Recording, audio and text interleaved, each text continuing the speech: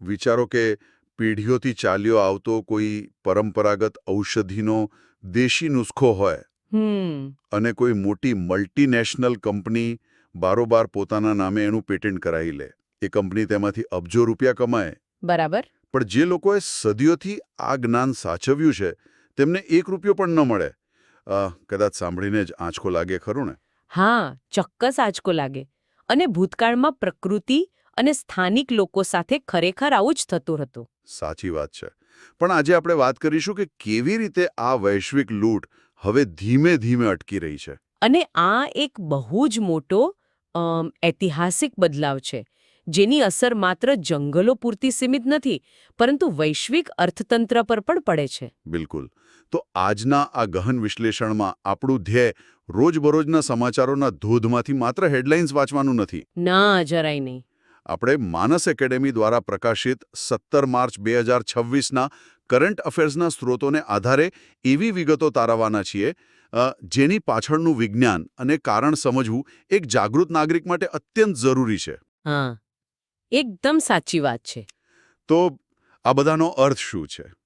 આજે આપણે વાત કરીશું પર્યાવરણને બચાવતા આંતરરાષ્ટ્રીય નાગોયા પ્રોટોકોલની, પછી સિનેમા જગતમાં 98 વર્ષે આવેલા એક અનોખા બદલાવની, ભારતના સર્વોચ્ચ સાહિત્ય લીગ પુરસ્કારોની અને છેલ્લે ભારતીય લોકશાહીને ઇમ્યુનિટી આપતા એક અદ્ભુત માળખાની. હવે આ તમામ વિષયો પ્રથમ નજરે કદાચ એકબીજાથી સાવ અલગ લાગી શકે છે, પણ તેની પાછળ એક બહુ જ રસપ્રદ વૈચારિક સેતુ જોડાયેલો છે. તો ચાલો સૌથી પહેલા એક એવી વાતથી શરૂઆત કરીએ જે આજના સ્પર્ધાત્મક યુગમાં સીધી જ લાગુ પડે છે. આપણા સ્ત્રોતમાં પ્રધાનમંત્રી દ્વારા શેર કરવામાં આવેલ એક ખૂબ જ અદ્ભુત સંસ્કૃત સુભાષિતનો ઉલ્લેખ છે. અચ્છા, કયું સુભાષિત છે? સુભાષિત કંઈક આવું છે, એકોપી સિંહ સાહસમ યુથમ મથનાતી દંતીનામ. અરે વાહ, આ બહુ જ શક્તિશાળી પંક્તિ છે. હા, એટલે કે જેમ એક સિંહ 1000 હાથીઓને પરાસ્ત કરવાની શક્તિ ધરાવે છે, તેમ મનુષ્ય પણ સાહસ અને આત્મવિશ્વાસથી શ્રેષ્ઠ કાર્યો કરવા જોઈએ. બરાબર છે. જો આપણે આજના સમયનું ઉદાહરણ લઈએ તો આજના ડિજિટલ યુગમાં ચારે બાજુથી માહિતી, ડેટા અને ભયંકર સ્પર્ધાનો જે મારો થાય છે, તે પહેલા 1000 હાથીઓના તોફાની ટોળા જેવો જ છે. હા, બિલકુલ એવું જ લાગે છે ક્યારેક. અને આ હાથીઓના ટોળા વચ્ચે ટકી રહેવા માટે આપણી અંદર એક સિંહ જેવો આત્મવિશ્વાસ હોવો જોઈએ. જુઓ, આ ઉદાહરણ બહુ સચોટ છે. અહીં આશ્ચર્યજનક બાબત એ છે કે આપણે હંમેશા સ્પર્ધાત્મક પરીક્ષાઓને, પછી તે જીપીએસસી હોય કે યુપીએસસી હોય, આપણે એને માત્ર એક યાદશક્તિની કસોટી માની લઈએ છીએ. મોટાભાગના લોકોને એવું જ લાગે છે કે જેણે સૌથી વધુ પુસ્તકો ગોખી લીધા તે પાસ થઈ જશે. પણ મારે અહીં તમને થોડા રોકવા છે, કારણ કે એક સામાન્ય વિચાર એવો આવે કે વાસ્તવિકતા તો એ જ છે ને કે પરીક્ષામાં તો એમસીક્યુ અને ફેક્ટ્સ જ પૂછાય છે. બરાબર. તો પછી છેલ્લે તો ગોખણપટ્ટી જ કામ આવે ને. આમાં સિંહના સાહસ કે ચારિત્ર્યની વાત ક્યાંથી આવી? આ જ તો સૌથી મોટી ગેરસમજ છે.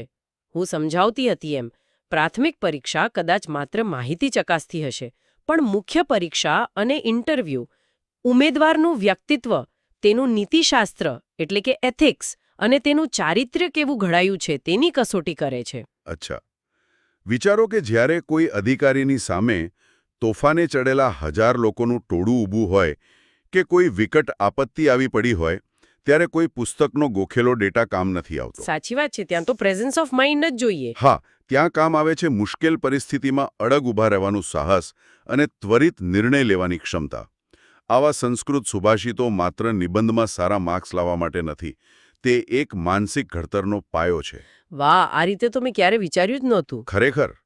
અને સિંહના સાહસની વાત કરીએ ત્યારે માત્ર યુદ્ધના મેદાનની જ યાદ કેમ આવે? વિચારોના મેદાનમાં કાગળ અને કલમ લઈને પોતાની ભાષાને, પોતાના સાહિત્યને જીવંત રાખવી એ પણ એક બૌદ્ધિક સાહસ જ છે ને? ચોક્કસ, બૌદ્ધિક સાહસ જ કહેવાય એને. ચાલો આને થોડું સરળ બનાવીએ. ભારતીય સાહિત્ય એટલે વિવિધતાથી ભરેલી એક એવી વિશાળ થાળી જેમાં દરેક ભાષાનો પોતાનો એક અલગ અને અદ્ભુત સ્વાદ છે. બરાબર. આપણા સ્ત્રોત મુજબ 16 માર્ચ 2026ના રોજ 24 ભારતીય ભાષાઓ માટે સાહિત્ય અકાદમી પુરસ્કાર 2025ની જાહેરાત કરવામાં આવી છે. અને આ ખરેખર ભારતીય સાહિત્ય જગતનો એક મહાકુંભ છે. આપણે અત્યારે એવા સમયમાં જીવી રહ્યા છીએ જ્યાં સોશિયલ મીડિયાના ટૂંકા લખાણોનું પ્રભુત્વ છે. હા, રીલ્સ અને શોર્ટ્સનો જમાનો છે. બિલકુલ. ત્યારે આ વર્ષે કુલ 8 કાવ્ય સંગ્રહ, 4 નવલકથા, 6 ટૂંકી વાર્તા, 2 નિબંધ, 1 વિવેચન, 1 આત્મકથા અને 2 સંસ્મરણોને સન્માનિત કરવા એ દર્શાવે છે કે સાહિત્યનું ઊંડાણ હજુ પણ અકબંધ છે. એકદમ સાચું. આ પુરસ્કાર વિતરણ સમારોહ 31 માર્ચ 2026ના રોજ નવી દિલ્હીમાં યોજાવાનો છે. અને અહીં સૌથી નોંધપાત્ર બાબત એ છે કે સંસ્કૃત ભાષા માટે આ પુરસ્કાર સાળંગપુર BAPS સ્વામિનારાયણ મંદિરના સ્વામી ભદ્રેશદાસજીને એનાયત કરવાની જાહેરાત કરવામાં આવી છે. અરે વાહ! હા, તેમની કૃતિ પ્રસ્થાનત્રયી બ્રહ્મઘોષઃ ને ભારતની સર્વોચ્ચ સંસ્કૃત કૃતિ તરીકે પસંદ કરવામાં આવી છે.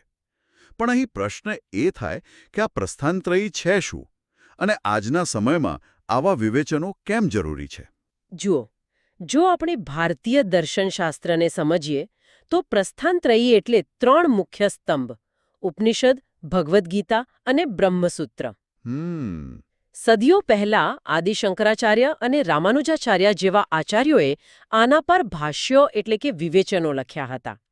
હવે સ્વામી ભદ્રેશદાસજીએ આ 3 સ્તંભો ઉપરાંત ભગવાન સ્વામિનારાયણ દ્વારા પ્રબોધિત વચનામૃત ને આધારે આ આધુનિક ભાષ્ય રચ્યું છે. અચ્છા, એટલે આ એક આધુનિક ભાષ્ય છે.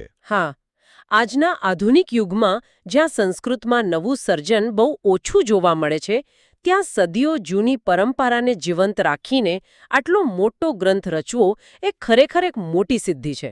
ચોક્કસ. અને આપણી માતૃભાષા ગુજરાતીની વાત કરીએ તો વર્ષ 2025 માટે ગુજરાતી ભાષામાં ભાવનગરના યોગેશ પંડિતરાય વૈદ્ય, જેઓ સાહિત્ય જગતમાં યોગેશ વૈદ્ય તરીકે જાણીતા છે, તેમના કાવ્ય સંગ્રહ ભટખડકી ને આ સર્વોચ્ચ એવોર્ડ માટે પસંદ કરવામાં આવ્યો છે. ભટખડકી સરસ નામ છે. હા, તેઓ તેમની ગહન કાવ્યશક્તિ માટે પ્રખ્યાત છે. અગાઉ પણ તેમણે પારધી અને અગનપંખી જેવી ઉત્તમ કૃતિઓ આપી છે. બરાબર. આ ઉપરાંત અન્ય ભાષાઓમાં જોઈએ તો હિન્દીમાં મમતા કાલિયાને તેમના સંસ્મરણ જીતેજી ઇલાહાબાદ અને અંગ્રેજીમાં નવતેજ સરનાને તેમની નવલકથા ક્રિમ્સન સ્પ્રિંગ માટે એવોર્ડ મળ્યો છે. અને આ એવોર્ડનો ઇતિહાસ પણ એટલો જ સમૃદ્ધ છે. 1954માં તેની સ્થાપના થઈ હતી. આઝાદીના થોડા વર્ષો પછી તરત જ. હા, અને ભારતના પ્રથમ વડાપ્રધાન જવાહરલાલ નહેરુ તેના પ્રથમ અધ્યક્ષ હતા. વર્તમાનમાં માધવ કૌશિક તેના અધ્યક્ષ છે. આ સંસ્થાને ભારતની નેશનલ એકેડમી ઓફ લેટર્સ પણ કહેવામાં આવે છે. હું અહીં એક રસપ્રદ ફેક્ટ ખાસ ઉમેરવા માંગીશ. આ એવોર્ડમાં વિજેતાઓને ₹1,00,000 રોકડા તો મળે જ છે. હા, પણ તેની સાથે જે તામ્રપત્ર આપવામાં આવે છે, તેની ડિઝાઇન ભારતીય સિનેમાના મહાન દિગ્દર્શક સત્યજીત રે દ્વારા તૈયાર કરવામાં આવી છે. શું વાત કરો છો? આ બહુ ઓછા લોકોને ખબર હશે. હા, સાહિત્ય અને સિનેમાનો કેવો અદ્ભુત સંગમ કહી શકાય આને. અને બીજી એક વાત, ગુજરાતી ભાષામાં સૌથી પહેલો સાહિત્ય અકાદમી એવોર્ડ 1955માં મહાદેવભાઈ દેસાઈને તેમની મહાદેવભાઈની ડાયરી માટે મળ્યો હતો. બહુ જ મહત્વની માહિતી છે. જોકે અહીં એ સમજવું પણ જરૂરી છે કે એકેડમી ફક્ત આ મુખ્ય પુરસ્કારો આપીને અટકી નથી જતી. એટલે બીજું શું કરે છે? જુઓ, જો કોઈ ભાષાને ખરેખર જીવંત રાખવી હોય તો તેની આવનારી પેઢીને પ્રોત્સાહન આપવું પડે. એટલા માટે જ આ સંસ્થા યુવા પુરસ્કાર, બાલ સાહિત્ય પુરસ્કાર અને અનુવાદ પુરસ્કાર પણ આપે છે. અચ્છા. એટલે કે એક આખી ઇકોસિસ્ટમ તૈયાર થાય છે, જેથી કોઈ પ્રાદેશિક ભાષા સમયના પ્રવાહમાં લુપ્ત ન થઈ જાય. એકદમ સાચી વાત. બૌદ્ધિક સર્જનની ચોરી અટકાવવા અને તેને પ્રોત્સાહન આપવા માટે આપણે સાહિત્યિક એવોર્ડ્સ કે કોપીરાઇટની વાત કરી. પણ આપણી પાસે એક બીજી પણ એવી અમૂલ્ય સંપત્તિ છે જે સદીઓથી લૂંટાતી આવી છે. તમે જૈવિક સંપત્તિની વાત કરી રહ્યા છો ને? હા, બિલકુલ. આપણી જૈવિક સંપત્તિ એટલે કે પ્રકૃતિની સંપત્તિ. આપણા સ્ત્રોતો દર્શાવે છે કે ભારતે કન્વેન્શન ઓન બાયોલોજીકલ ડાયવર્સિટી એટલે કે CBDને નાગોયા પ્રોટોકોલ અંગેનો પોતાનો પ્રથમ રાષ્ટ્રીય અહેવાલ સુપરત કર્યો છે. આ અહેવાલ નવેમ્બર 2017થી ડિસેમ્બર 2025 સુધીના સમયગાળાને આવરી લે છે. અને આ અહેવાલ માત્ર પર્યાવરણ માટે જ નહીં પણ આર્થિક ન્યાય માટે બહુ જ મહત્વનો છે. નાગોયા પ્રોટોકોલ મૂળભૂત રીતે ABS એટલે કે એક્સેસ એન્ડ બેનિફિટ શેરિંગના સિદ્ધાંત પર કામ કરે છે. આ એક્સેસ એન્ડ બેનિફિટ શેરિંગને આપણે જો સરળ ભાષામાં સમજીએ ને તો તે બીજું કંઈ નહીં પણ મલ્ટીનેશનલ કંપનીઓ દ્વારા પ્રકૃતિ માતાને અને સ્થાનિક આદિવાસીઓને ચૂકવવામાં આવતી રોયલ્ટી છે. બિલકુલ સાચું ઉદાહરણ છે આ. ધારો કે પશ્ચિમ ઘાટના જંગલોમાં રહેતા આદિવાસીઓ કોઈ ખાસ પાંદડાનો ઉપયોગ તાવ મટાડવા માટે સદીઓથી કરે છે. હવે કોઈ વિદેશી ફાર્મા કંપની આવે, એ પાંદડામાંથી દવા બનાવે અને લાખો ડોલર કમાય. અગાઉ આ કંપનીઓ આદિવાસીઓને કંઈ જ નહોતી આપતી. આમે જ તમે બાયોપાયરેસી કહો છો ને? હા, આને જ બાયોપાયરેસી અથવા જૈવિક ચાંચિયાગીરી કહેવાય છે. નાગોયા પ્રોટોકોલ આ જ લૂંટને અટકાવે છે. આ કરાર મુજબ જો કોઈ કંપની તે જૈવિક સંપત્તિનો વ્યાવસાયિક ઉપયોગ કરે તો તેણે એ નફાનો અમુક હિસ્સો સ્થાનિક સમુદાયો સાથે ફરજિયાતપણે વહેંચવો પડે. પણ અહીં મારો એક સીધો પ્રશ્ન છે. રિપોર્ટના આંકડા કહે છે કે આ સમયગાળા દરમિયાન 12,830 મંજૂરીઓ આપવામાં આવી અને કુલ 216.31 કરોડ રૂપિયા એકત્રિત કરવામાં આવ્યા. બરાબર. અને તેમાંથી 139.69 કરોડ રૂપિયા સ્થાનિક સમુદાયોને વહેંચવામાં આવ્યા છે. હવે આ કાગળ પરના આંકડા તો બહુ રૂડા લાગે છે, પણ શું ખરેખર આ કરોડો રૂપિયા પેલા છેવાડાના આદિવાસી સુધી પહોંચ્યા છે કે પછી ફાઇલોમાં અને સરકારી કચેરીઓમાં જ અટવાઈ ગયા? જુઓ, આ ખૂબ જ વ્યાજબી શંકા છે, કારણ કે ભૂતકાળમાં સિસ્ટમની ખામીઓ આપણે જોઈ જ છે. હા, એટલે જ પૂછું છું. પણ નાગોયા પ્રોટોકોલનું માળખું જેટલું સઘન બનાવવામાં આવ્યું છે કે આ પૈસા સીધા રાજ્ય સરકાર પાસે નથી જતા, પરંતુ ગ્રામ પંચાયત સ્તરે બનેલી બાયોડાયવર્સિટી મેનેજમેન્ટ કમિટીઝ એટલે કે BMCના ખાતામાં જાય છે. ઓહ, એટલે સીધા ગ્રામ પંચાયત સ્તરે? આ તો બહુ સારું કહેવાય. હા, અને આ ઉપરાંત લાભ માત્ર પૈસાના રૂપમાં નથી અપાતો. સ્ત્રોત મુજબ 395 જેટલા ટેકનોલોજી ટ્રાન્સફર થયા છે. ટેકનોલોજી ટ્રાન્સફર એટલે કેવું? એટલે કે કંપનીઓ માત્ર પૈસા આપીને છૂટી નથી જતી, પરંતુ તે જડીબુટ્ટીઓનું ટકાઉ ઉત્પાદન કઈ રીતે કરવું તેની આધુનિક ટેકનોલોજી પણ સ્થાનિક લોકોને શીખવાડે છે. આ અંતર્ગત 2,56,000 લોકોને તાલીમ પણ આપવામાં આવી છે. અરે વાહ! આ ખરેખર એક બહુ મોટો અને હકારાત્મક બદલાવ છે. જાપાનના નાગોયા શહેરમાં 2010માં આ કરાર થયો હતો, જેને COP10 કહેવાય છે, અને 2014થી તેનો અમલ શરૂ થયો. અને આજે તેમાં 137 દેશો સામેલ છે. હા, ભારતે પણ તેને 2012માં બહાલી આપી દીધી હતી. હવે જેમ જંગલોમાં સ્થાનિક આદિવાસીઓ અને તેમનું જ્ઞાન મોટા ઉદ્યોગો પાછળ હંમેશા અદૃશ્ય રહી જતા હતા અને હવે તેમને ન્યાય મળી રહ્યો છે, એવું જ કંઈક સિનેમાની ચમકદમક પાછળ પણ થતું આવ્યું છે. હા, સિનેમા જગતની વાત આવે એટલે આપણી નજર હંમેશા પડદા પર દેખાતા સ્ટાર્સ પર જ હોય છે. પડદા પાછળ કામ કરતો એક બહુ મોટો વર્ગ હંમેશા અદૃશ્ય જ રહ્યો છે. બરાબર. અને આ જ વાતને સુધારવા માટે કળા અને સિનેમાની વૈશ્વિક ઉજવણી એટલે કે 98માં ઓસ્કર એવોર્ડ્સમાં કેટલાક ઐતિહાસિક નિર્ણયો લેવાયા. 16 માર્ચ 2026ના રોજ લોસ એન્જલસમાં academy of motion picture arts and science દ્વારા આ એવોર્ડ્સનું આયોજન કરવામાં આવ્યું. જી. અને આ વખતે ફિલ્મ વન બેટલ આફ્ટર અનધરનો ભારે દબદબો રહ્યો છે.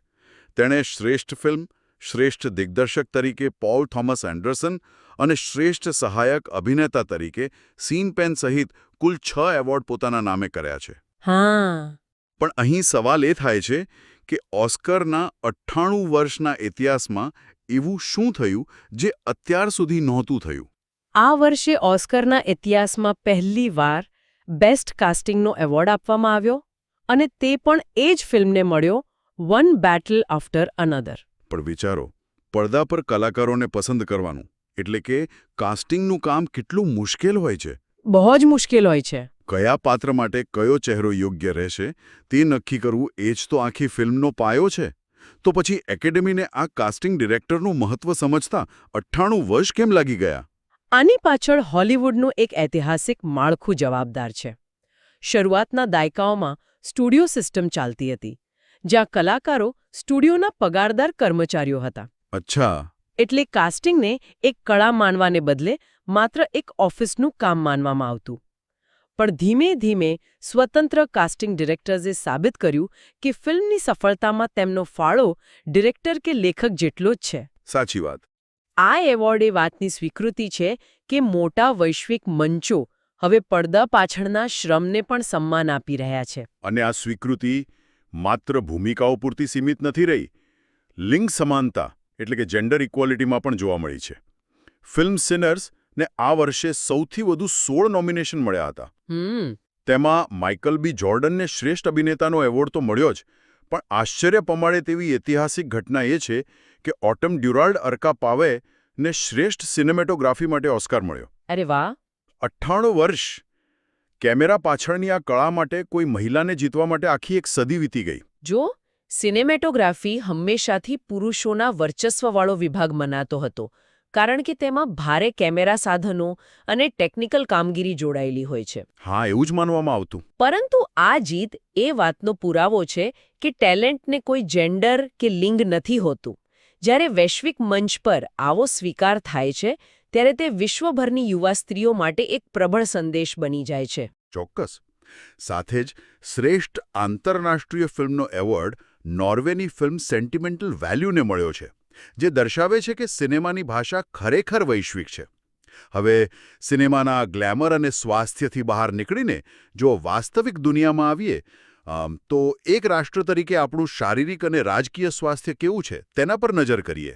બરાબર. આપણા સ્ત્રોતમાં 2 અલગ અલગ પણ અત્યંત મહત્વના સમાચારો આપેલા છે. પહેલો સમાચાર છે 16 માર્ચ રાષ્ટ્રીય રસીકરણ દિવસનું. હા, 1995માં ભારતમાં આજની તારીખે જ પલ્સ પોલિયો અભિયાનની શરૂઆત થઈ હતી અને વર્ષ 2026 માટે આ દિવસની થીમ રાખવામાં આવી છે immunisation for all is હ્યુમનલી possible. એટલે કે બધા માટે રસીકરણ માનવીય રીતે શક્ય છે. આ થઈ શારીરિક સ્વાસ્થ્યની વાત. અને બીજો સમાચાર છે ભારતની લોકશાહીના સ્વાસ્થ્યનો. 16 માર્ચ 2026ના રોજ 10 રાજ્યોની રાજ્યસભાની 37 બેઠકો માટે ચૂંટણીના પરિણામો સામે આવ્યા છે. આપણા સ્ત્રોતોમાં આપેલા આંકડાઓ અનુસાર કુલ 37 બેઠકોમાંથી એનડીએને 22 બેઠકો અને વિપક્ષને 15 બેઠકો મળી છે. અચ્છા. રાજ્યો પ્રમાણે જોઈએ તો મહારાષ્ટ્રની 7, તમિલનાડુની 6, બિહારની 5, પશ્ચિમ બંગાળની 5 અને ઓડિશાની 4 બેઠકોનો આમાં સમાવેશ થાય છે. અને બાકીના રાજ્યો? હા, બાકીમાં આસામની 3, હરિયાણાની 2, તેલંગાણાની 2, છત્તીસગઢની 2 અને હિમાચલ પ્રદેશની 1 બેઠક છે. અને આપણે જાણીએ છીએ તેમ રાજ્યસભાના સભ્યોનો કાર્યકાળ 6 વર્ષનો હોય છે અને દર 2 વર્ષે 1/3 સભ્યો નિવૃત્ત થાય છે. પણ અહીં કોઈને પણ પ્રશ્ન એ થાય કે લોકસભાની ચૂંટણી તો સમજ્યા કે એનાથી સરકાર બને છે કે પડે છે, પણ રાજ્યસભાની આ ધીમી અને જટિલ ચૂંટણીઓ સામાન્ય માણસના જીવનને કેવી રીતે અસર કરે છે? સવાલ તો વ્યાજબી છે. અને બીજું એ કે આ બંને સમાચારો રસીકરણ અને રાજ્યસભા આ બંનેને એકસાથે કેમ જોવામાં આવી રહ્યા છે? આ બહુ જ રસપ્રદ કનેક્શન છે. જો આપણે આની પાછળનું વિજ્ઞાન અને રાજનીતિશાસ્ત્ર સમજીએ તો બંને વચ્ચે એક બહુ જ ઊંડી સમાનતા છે અને તે છે ઇમ્યુનિટી એટલે કે રોગ પ્રતિકારક શક્તિ. અરે વાહ! રસીકરણ અને લોકશાહી વચ્ચે ઇમ્યુનિટી, આ કેવી રીતે શક્ય છે? સમજો, જેમ રસીકરણ લાંબા ગાળે આપણા શરીરને ખતરનાક રોગો સામે લડવા માટે ધીમે ધીમે એન્ટીબોડીઝ બનાવે છે અને ઇમ્યુનિટી આપે છે. હા, બરાબર. એવી જ રીતે સંસદનું ઉપલું ગૃહ એટલે કે રાજ્યસભા દેશની લોકશાહીને એક પ્રકારની નીતિ વિષયક રોગ પ્રતિકારક શક્તિ પૂરી પાડે છે. લોકસભા દર 5 વર્ષે સંપૂર્ણપણે વિસર્જિત થઈ જાય છે. બરાબર છે. ત્યાં રાજકીય પવનો, લોકોની લાગણીઓ અને તરંગો બહુ ઝડપથી બદલાય છે. જો માત્ર લોકસભા જ હોય તો કોઈ પણ પક્ષ બહુમતીના જોરે ઉતાવળમાં દેશ માટે નુકસાનકારક કાયદાઓ બનાવી શકે. બરાબર. એટલે કે બ્રેક મારવાવાળું કોઈ ન હોય? એક્ઝેક્ટલી. પણ રાજ્યસભા એક કાયમી ગૃહ છે. તે ક્યારેય સંપૂર્ણ વિસર્જિત થતું નથી. દર 2 વર્ષે માત્ર 3 ભાગના સભ્યો જ બદલાય છે. આ વ્યવસ્થા એ સુનિશ્ચિત કરે છે કે લોકસભામાં કોઈ પણ બિલ પસાર થાય તો તે રાજ્યસભાની ગરણીમાંથી પસાર થવું પડે. જૂના અને અનુભવી સભ્યો તેમાં રહેલી ખામીઓ પર બ્રેક લગાવે છે. તે દેશની લોકશાહીને એક લાંબા ગાળાની સ્થિરતા આપે છે, જે દેશના રાજકીય અને સામાજિક સ્વાસ્થ્ય માટે અત્યંત જરૂરી છે. વાહ! ખરેખર આ બહુ જ અદ્ભુત દ્રષ્ટિકોણ છે. રસીકરણ માનવ શરીરને રોગોથી સ્થિર રાખે છે અને રાજ્યસભાનું માળખું લોકશાહીને ઉતાવળિયા નિર્ણયોથી સ્થિર રાખે છે.